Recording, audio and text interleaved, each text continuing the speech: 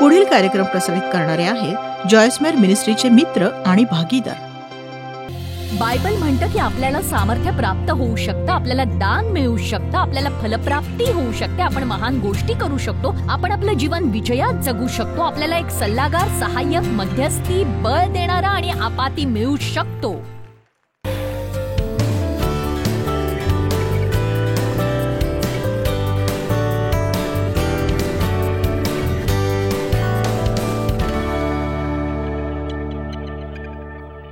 मला सांगा, का कोणाला वाटेल की आपल्याला जेमतेम मिळावं, थोडंसं मिळावं, मला भरून जायचंय, संपूर्णपणे भरून जायचंय, मला पूर्ण भरून जायचंय पवित्र आत्म्याने. आमेन. तुम्हाला अभिषिक्त या शब्दाचा अर्थ माहितीये? मला नाही माहित तुम्ही अभिषिक्त हा शब्द ऐकलाय की नाही, पण बायबल म्हणतं येशू हा अभिषिक्त आहे, तो अभिषिक्त आहे. आणि योहानाच्या पहिल्या पत्रात म्हटलंय आपल्यावर अभिषेक आहे, आपण सगळे अभिषेकित आहोत आणि तो अभिषेक आपल्यात वास करतो आणि अभिषेकात सक्षम करण्याचं सामर्थ्य आहे. ते गोष्टी करण्यास आपल्याला सक्षम करतं आणि आपण त्याला असं जपायला हवं जसं ते खूप प्रिय किंवा मौल्यवान असं असेल. पण अभिषेक या शब्दाचा तुम्ही जर अभ्यास केला तर त्याचा अर्थ असा होतो की घासणं किंवा सर्वत्र पसरवणं. तर जसं जर मी तुम्हाला अत्तराने अभिषिक्त करणार असेन, मी ते घेऊन तुमच्यावर सर्वत्र पसरवेन जोवर त्याचा सुगंध तुमच्यातून यायला लागत नाही. म्हणजे आम्ही तुमचा सुगंध काही अंतरावरूनही घेऊ शकू, तुम्हाला अत्तराचा वास येईल. पण देवाचे आभार की आपण केवळ अत्तराने अभिषिक्त नाही, आपल्याला पवित्र आत्म्याने अभिषिक्त करण्यात आलंय. आपल्यावर सर्वत्र पवित्र आत्मा चोळला, घासला गेलाय. आमीन. मी आज हे करते याचा मला आनंद आहे, कारण तुमच्यापैकी काही जण आणि काही जण आहेत खरं सांगायचं तर तुमच्यासारख्यांमुळेच मी जे करते ते करते खरंच. आमीन.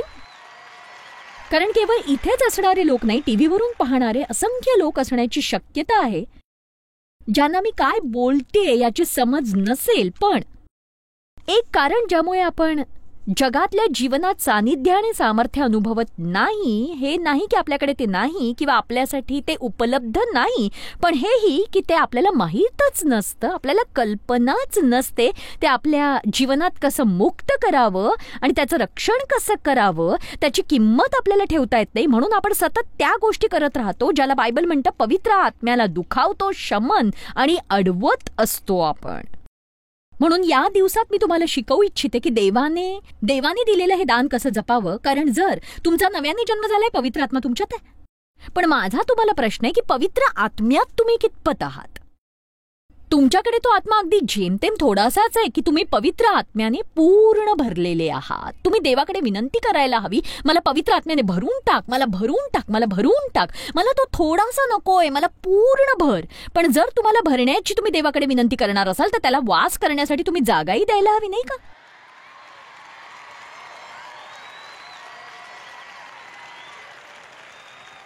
येशूला कृपा करून इतकंच मिळवण्याचा प्रयत्न करू नका की स्वर्गाच्या मागच्या दारातून आत सरकता येईल. तुमचं जीवन पार उघडं करा आणि म्हणा की देवा, ही मी, याचा अर्थ काय मला ठाऊक नाही, पुढे काय तेही मला माहित नाही, पण मी तुला आत्ता सांगते की तू मला संपूर्णपणे घे आणि माझ्या आयुष्याचं हवं ते तू कर. आणि मी तुम्हाला सांगते,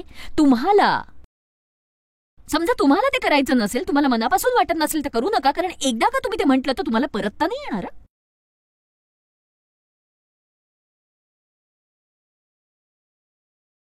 जीवनात पवित्र आत्म्याचं सामर्थ्य स्वीकारणं म्हणजे अंगावर काटा येणं किंवा असं काही वाटणं नाही. कळलं ना? अरे बाप रे. प्रेषितांचे कृत्य अध्याय 1 वचन 8, पवित्र आत्मा तुम्हावर येईल तेव्हा तुम्हा सामर्थ्य प्राप्त होईल माझे साक्षी होण्यास. केवळ साक्षी होण्यास नाही, मी माझ्या चर्चच्या इव्हेंजलिझम कमिटीवर होते तेव्हा, अगदी पूर्वी जेव्हा मी दैहिक होते आणि मी बाहेर पडून आठवड्यातून एकदा माझ्या गटासोबत दारोदारी फिरत असे आणि मी त्यांच्या मागे उभी राहायचे, त्यांना दरवाजा ठोठावू द्यायचे, पण निदान मला बरं वाटायचं, त्यांच्यासोबत जाऊन मला पुण्य प्राप्त होतंय, मी त्यांच्या बरोबर आहे म्हणजे मला काही ना काही तर मिळतच आहे. आणि मी त्या इव्हेंजलिझम कमिटीवर असण्याची बढाई मारायचे. मी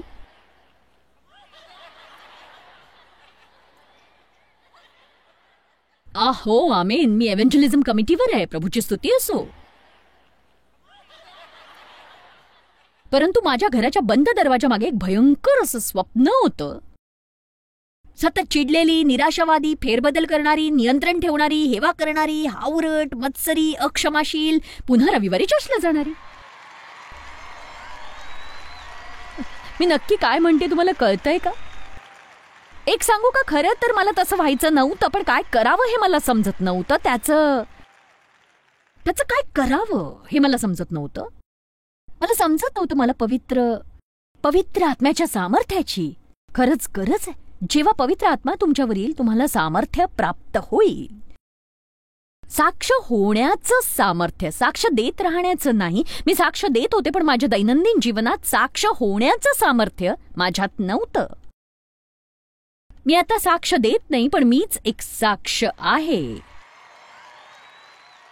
तुम्ही म्हणाल म्हणजे तुम्ही लोकांना येशूविषयी सांगत नाही. निश्चितच मी लोकांना येशूविषयी सांगते, पण एक सांगू, मला वाटतं आपण लोकांना येशू अधिक दर्शवायला हवा. आपलं जीवन हे तसं जगायला हवं आणि येशू आपल्यातून दिसायला हवा. आपल्यात येशूचे गुण असायला हवेत, आत्म्याची फळं असायला हवीत, आत्म्याच्या दानांनी आपण वाहत असायला हवं, त्या दैवी सामर्थ्याने ज्याने आपल्याला दैवी जीवन जगण्यासाठीची ऊर्जा प्राप्त होत असते.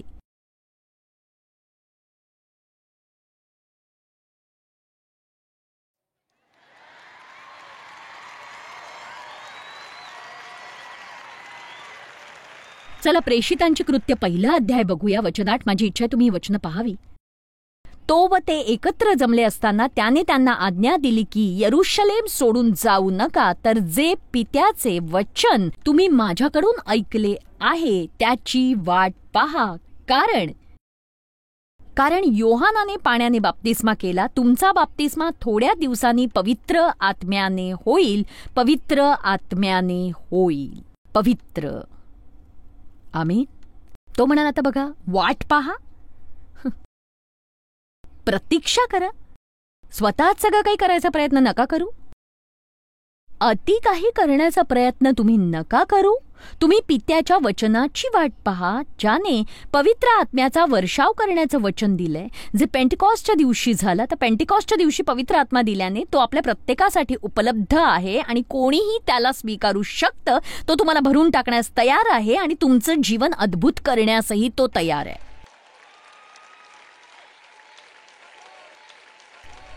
वा वा. म्हणजे आपण हा विश्वास ठेवू शकतो का की येशू यासाठी मरण पावला नाही की आपण असावे कटकट करणारे, कुरकुर करणारे आणि उगाच असे म्हणत राहणारे की ओ माझ्यावर, मला नाही या गोष्टीचं खरंच कंटाळा आलाय, मला हे जमेल का नाही कुणाच ठाऊक की येशू मी ना बस झालं. काही लोक तर खरंच वयाच्या कितीतरी आधीच म्हातारे दिसतात, कारण ते असतात 40 पण 90 असल्यासारखे वागतात, कारण त्यांना जणू मरणाची इतकी भीती वाटत असते.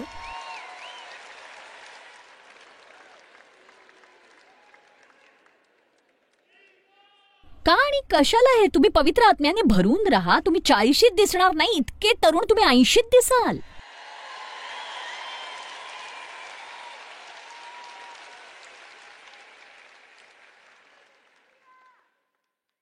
चला प्रेषितांची कृत्य 1 अध्याय 8 वचन बघूया. तेव्हा तुम्हा सामर्थ्य प्राप्त होईल. मला हे माहित होतं की देवाकडे सामर्थ्य आहे, पण अनेक वर्ष मी चर्चला गेले, मला कोणीच सांगितलं नाही की माझ्याकडे आहे. म्हणून तुम्हाला जर कोणी सांगितलं नसेल, मी या सभागृहात असलेल्या सगळ्यांना आणि टीव्हीवरून पाहणाऱ्या जगभरातल्या सगळ्यांना, जे 63 विविध भाषेतून हा कार्यक्रम ऐकतायत, मी तुम्हाला सांगू इच्छिते आज. मग तुम्ही चीनमध्ये असा, तुम्ही रशियात असा, भारतात असा, आफ्रिकेत असा, तुमच्याकडे सामर्थ्य आहे.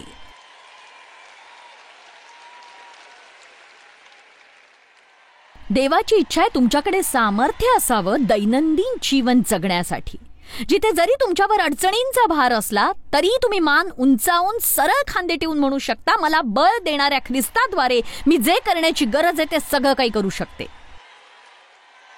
मी निरुत्तर नाहीये, मी भरकटलेले नाहीये, कारण परमेश्वर माझ्याशी जवळच्या सहभागितेत आहे आणि काय करायचं हे तो मला दाखवणार आहे. आपल्याला जर परमेश्वराचं सामर्थ्य समजलं नाही तर नवलच आहे. ख्रिस्ती असणं इतके कंटाळवाणं आहे, तुम्ही काहीच करू शकत नाही. एक गोष्ट सांगू, मी काहीच करण्यासाठी नजर फिरवत नाही.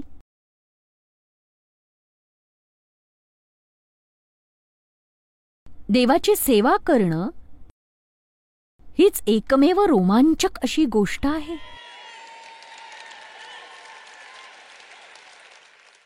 म्हणजे तुम्ही देवासाठी पवित्र आत्म्याने भरलेले गुप्तहेर असू शकता. मी रोज प्रार्थना करते की देवा, मला आज कुणासाठी आशीर्वादित ठरता येईल ते दाखव. देवा, तुझी सेवा कशी करता येईल ते दाखवून दे. बघा, उगाच बसून राहून तुमच्या समस्येचं निवारण होण्याची वाट पाहू नका. तुमच्याद्वारे तुम्ही परमेश्वराला वाहू द्या, कुणाला तरी प्रोत्साहित करण्यासाठी, कुणाचं तरी सांत्वन करण्यासाठी, कुणावर तरी प्रीती करण्यासाठी, कुणाची तरी गरज भागवण्यासाठी. तुमच्यावर पवित्र आत्मा आल्यावर तुम्हाला सामर्थ्य, क्षमता, कौशल्य आणि बळ प्राप्त होणारच आहे. तुमच्यावर पवित्र आत्मा आल्यावर. आता मला तुम्हाला सांगायचं, तुम्ही जर ख्रिस्ती असाल, तुमचा नव्याने जन्म झाला असेल, पवित्र आत्मा तुमच्यावर आलाय, पण तुमच्याकडे काय आहे हेच तुम्हाला माहित नाहीये, तर तुम्ही त्याचा वापरच करत नाही. मग हे म्हणजे असं जशी एखादी अरबोपती व्यक्ती दारिद्र्यात मरेल कारण बँकेत जाऊन पैसे कसे काढायचे तेच माहित नाही तिला. तुम्ही सुरुवात या विश्वासाने करायला हवी की हे सामर्थ्य तुमच्याकडे उपलब्ध आहे. तुमच्या जीवनात पवित्र आत्म्याचं कार्य तुम्ही एकत्रित करायला शिकायला हवं. आणि म्हणूनच या दिवसात आपण याच्या महत्वाविषयी आणि आत्म्याच्या मार्गदर्शनात कसं चालावं आणि पवित्र आत्म्याचं कौतुक कसं करावं आणि देवाकडे सर्वप्रथम कसं जावं आणि काहीही करण्याआधी त्याच्याकडे का जावं याविषयी बोलणार आहे मी. आपण देवाकडे बळासाठी जातो, आपण देवाकडे सांत्वनासाठी जातो, आपण देवाकडे सल्ल्यासाठी जातो, आपण मदतीच्या गरजेसाठी देवाकडे जात असतो,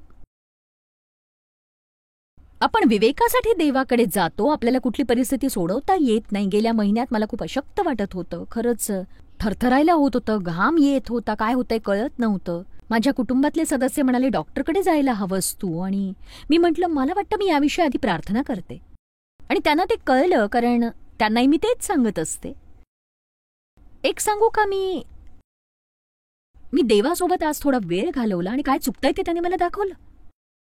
साधं सोपं, कुठल्याही चाचणीची गरज नाही. मी व्यवस्थित खात नव्हते, मी दीर्घकाळ उपाशी राहत होते, आणि मग कधी कधी इतकं खात होते की ते मला भारी पडत होतं, आणि मग मला इतकी गुंगी यायची की कुठेतरी पडून नुसतं आराम करावा असं वाटायचं मला. आणि मी तुम्हाला केवळ यासाठी हे सांगतेय की तुमच्या हे लक्षात यावं की तुम्ही प्रथम देवाकडे गेलात ना, तर तो तुमच्या आयुष्यातल्या बाबींसाठी तुम्हाला समज देईल. आणि बघा, जर मला डॉक्टरकडे जायची गरज असेल, देवानं म्हटलं डॉक्टरकडे जा, तर मी डॉक्टरकडे जाईन. आमेन. मला पाठदुखीची समस्या आहे आणि आता काही वर्ष माझा पायही मला त्रास देतोय, बसल्यावर तो सुन्न होतो. मला वाटतं की डॉक्टरकडे जावं, पण मला वाटतं की देवाने काय चुकतं ते दाखवलं तर मला ते सोपं वाटेल, फार सोपं पडेल. पण आपल्याला यश न मिळण्याचं एक कारण म्हणजे आपण धाव घेऊन काहीतरी करण्याच्या प्रयत्नात असतो. ऐकलत का माझं? आपण योजना आखतो आणि देवाला त्यावर आशीर्वाद देण्याची अपेक्षा करतो. देवा, ही माझी योजना, आशीर्वाद दे. आपण आधी योजना आखून मग देवाने ती योजना सफल करण्याची प्रार्थना करू नये. आपण प्रथम प्रार्थना करावी आणि मग देवाकडे योजना आहे का ते पाहावं. आमेन. बघा, आज मी सकाळी केस कलर केले आणि त्या मुलीने ते नीट करावं म्हणून प्रार्थनाही केली. मी माझे केस कापले आणि मला पुढचे केस फार छोटे नको होते. मी त्यासाठी सुद्धा मनापासून प्रार्थना केली. कळलं ना? मी तुम्हाला हे समजावू पाहतेय की तुम्ही कुठल्याही गोष्टीसाठी प्रार्थना केली तरी परमेश्वराला त्रास होत नाही. त्याला तुम्हाला मदत करू द्या आणि तुम्हाला हव्या त्या गोष्टींची उत्तरं त्याला मागा. आपण रोमकरा 7 अध्याय 6 वचन पाहू. आता ज्याने आपण बद्ध होतो, आपल्या समजुतीनुसार देवापर्यंत पोहोचण्यासाठी पाळावे लागणारे नियम आणि कायदे, आता ज्याने आपण बद्ध होतो त्याला मारून आपण नियमशास्त्रापासून मुक्त झालो आहो. म्हणून जुन्या रीतीने म्हणजे शास्त्रलेखास धरून नव्हे तर नव्या रीतीने अर्थात आध्यात्मिक दृष्ट्या दास्य करतो, तर नव्या रीतीने अर्थात आध्यात्मिक दृष्ट्या दास्य करतो, आध्यात्मिक दृष्ट्या दास्य. हालेलुया. पवित्र आत्मा आपल्याला वाट दाखवतो. बघा, आज लोकांना ही माहिती हवी आहे आणि तुम्हाला वाटूच शकतं की मी विचित्र आहे, पण खरंच आता मला परवा नाही, कारण माझं बरंच वय झालंय. यात फार फायदा आहे. आणि एक सांगू, मी जगाच्या भाषेत आता ज्येष्ठ नागरिक होत चालले. पण डेव्हचं आणि माझं वय होत नाही, आम्ही दिवसेंदिवस तरुण होतोय. मला वाटतं एकदा का तुम्ही 70ला पोहोचलात ना, तुम्ही उलटे जाता. म्हणजे पुढच्या वर्षी माझं वय 69 असेल.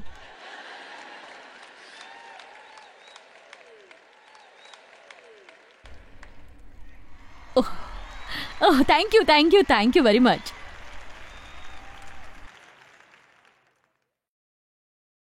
मी आत्ता काय बोलणार आहे तेच विसरले मी. थांबा जरा, हा माझा तो क्षण आहे. आठवेल का ते मला पाहू द्या.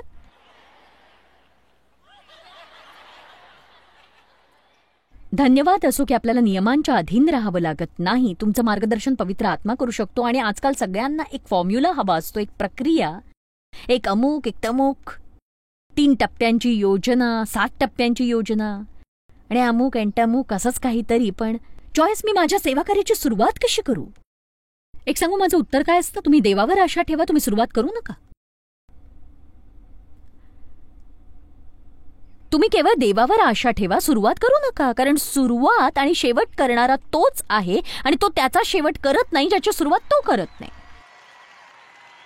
त्याच्याही पुढे ही तर मीच आहे. बहुधा मी चुकत असेन, पण मी काय करत होते याची मला कल्पना नव्हती आणि पवित्र आत्मा मला मार्गदर्शन करत होता. आणि जर तुम्ही काही करणार असाल तर तुम्हाला 10 भागांची टप्प्यांच्या योजनेची गरज नाही. पवित्र आत्मा प्रत्येक पावलावर तुम्हाला मार्गदर्शन करेल, वाट दाखवेल, तुम्हाला तो दर्शवेल. तुम्ही पाऊल उचला, तुम्ही थोडं चुकलात, थोडं मागे जा, तुम्ही दिशा व्यवस्थित आखा. तुम्ही पाऊल उचला, ते कार्य करेल. तुम्ही पुन्हा पाऊल उचला, पुन्हा कार्य करेल. आणि मग ते तुमच्या आणि देवामधलं असेल.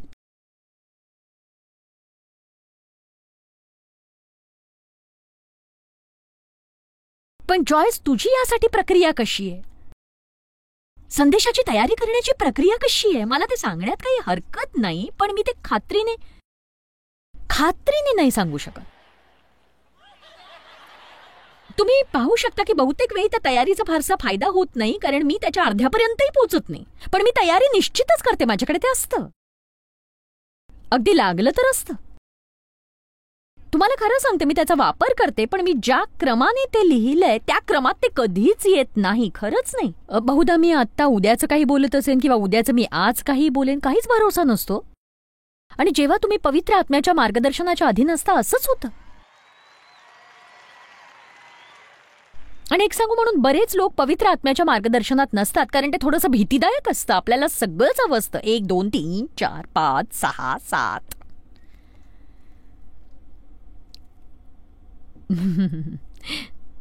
मी संदेश देण्याचा प्रयत्न करतेय. मी सांगते, मी प्रयत्न करतेय. आज मला थोडासा वेळ आहे आत्म्याच्या फळांविषयी बोलण्यासाठी. आत्म्याची फळं, ओह वा वा वा वा वा.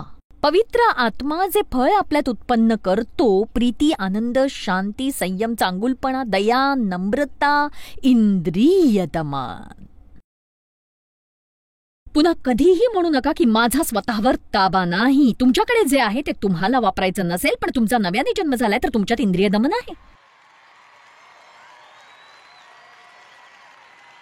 पुन्हा कधीही म्हणू नका की ते माझ्यासाठी अति होतं, ते अगदी टोकाला पोहोचले. नाही, तुम्ही हे म्हणायला हवं, मला माझ्या आयुष्यात जे करण्याची गरज आहे ते करण्यास ख्रिस्ताद्वारे परमेश्वर मला बळ पुरवून सक्षम करतो. आमेन. आणि मग ही बघा, ही आत्म्याची फळं. आणि म्हणून हेच बरं पडेल की मी ते तुम्हाला दाखवते, कारण नुसतं सांगून फारसा फायदा नाही होणार. आपण 1 कोरिंथ अध्याय 12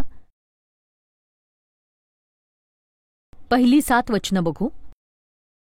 बघा, सर्वप्रथम पहिले करिंथ अध्याय 12च्या पहिल्या वचनात असं म्हटलंय, बंधुजन हो, तुम्ही आत्मिक दानाविषयी अजाण असावे अशी माझी इच्छा नाही. अजाण असावे अशी माझी इच्छा नाही. बघा, किंग जेम्समध्ये याला अजाण म्हटलंय. तुम्हाला कल्पना आहे का की चर्चच्या या दुनियेत किती लोक हे पवित्र आत्म्याच्या दानाविषयी अजाण आहेत? आपण त्यात कार्य करण्याऐवजी आपण केवळ वादच घालत राहतो.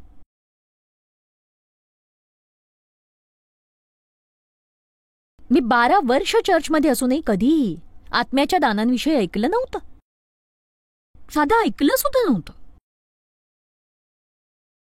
वचन 7 तर एकेकाला, प्रत्येकाला, बघा त्यात माझाही समावेश आहे, तरी आत्म्याचे प्रकटीकरण एकेकाला उपयोग होण्यासाठी मिळते. एकेकाला उपयोग होण्यासाठी. तरी आत्म्याचे प्रकटीकरण एकेकाला उपयोग होण्यासाठी मिळते. किती पालकांना वाटतं तुमच्या मुलांसाठी तुम्हाला एका विवेकाच्या संदेशाची गरज आहे? सांगा. पवित्र आत्मा तुम्हाला तो देईल. ही आत्म्याची दानं यासाठी नाही की तुम्ही इथे वर येऊन त्याचं प्रदर्शन मांडावं. आत्म्याची दानं तुमच्या दैनंदिन जीवनासाठी आहेत. प्रत्येक विश्वासणाऱ्याच्या दैनंदिन जीवनासाठी ती आहेत. आणि विविध विश्वासणाऱ्यांवर दान इतरांपेक्षा अधिक प्रभावी असेल, बहुधा त्यांच्या जीवनात थोडं अधिक प्रबळ असेल. माझं असं वैयक्तिक मत आहे की या आत्म्याची सगळी 9 दानं ही आपल्यासाठी लागतील तेव्हा उपलब्ध असतात. आपली इच्छा असेल तर परमेश्वर त्याचा प्रवाह आपल्या जीवनात वाहू देतो. शांत झालं ना सगळं मी दानाविषयी बोलायला लागल्यावर? म्हणूनच आपण त्याबद्दल बोलायला हवं.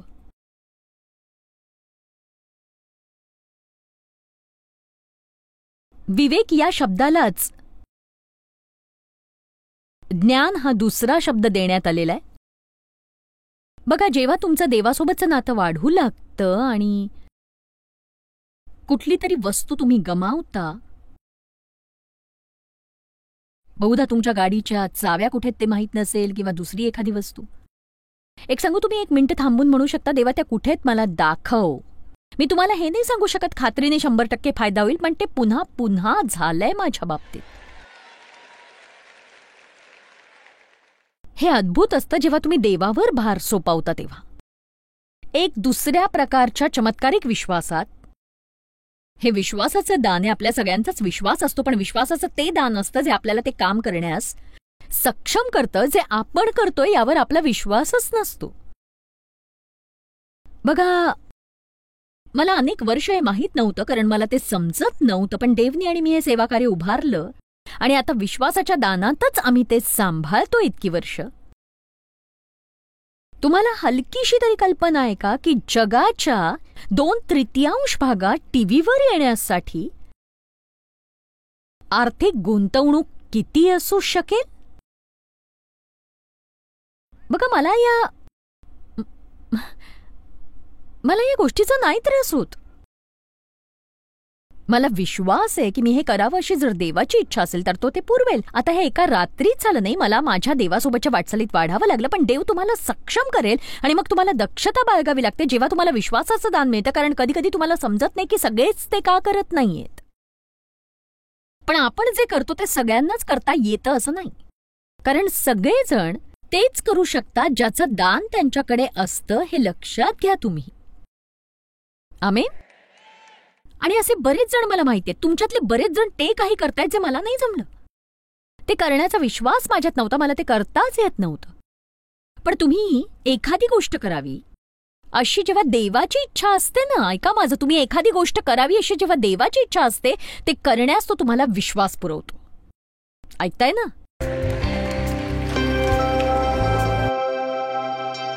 कॅथी नामक एका महिलेने फेसबुकवर आम्हाला सांगितलं की कसं माझ्या एका पुस्तकाने तिला आशीर्वादित केलं आणि त्याने तिचं जीवन खरंच खूप बदलून गेलं. आणि मी तुमच्यासाठी ते वाचून दाखवणार आहे.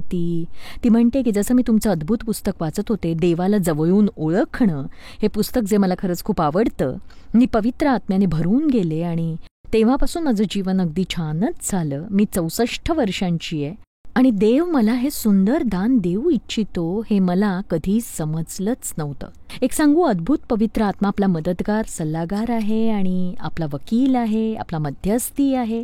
आपण एका अलौकिक दैवी सामर्थ्यासाठी भोकेले असायलाच हवं, म्हणजे मग आपण एक जोशपूर्ण असं जीवन जगू शकू आणि दैनंदिन जीवनासाठी लागणारं सामर्थ्य जे आपल्यासाठी उपलब्ध आहे. जॉयस मेयर मिनिस्ट्रीज करता तुम्ही खूप मौल्यवान आहात. आम्हाला तुमचं कौतुक आहे आणि जगभरामध्ये हे सेवा कार्य शक्य करण्याकरता आम्ही आमच्या मित्रांचे आणि पार्टनर्सचे आभारी आहोत. आम्ही एकत्रितपणे भुकेल्यांना खाऊ घालतो, गरिबांना वस्त्र देतो आणि राष्ट्रांना सुवार्ता सांगतो. तुमच्या प्रार्थनेच्या विनंती करता आमच्याविषयी आणखी माहिती मिळवा. जॉयसच्या कॉन्फरन्सच्या तारखा पहा आणि ख्रिस्ताची प्रीती जगभरामध्ये पसरवण्याकरता आमचे सहभागी व्हा.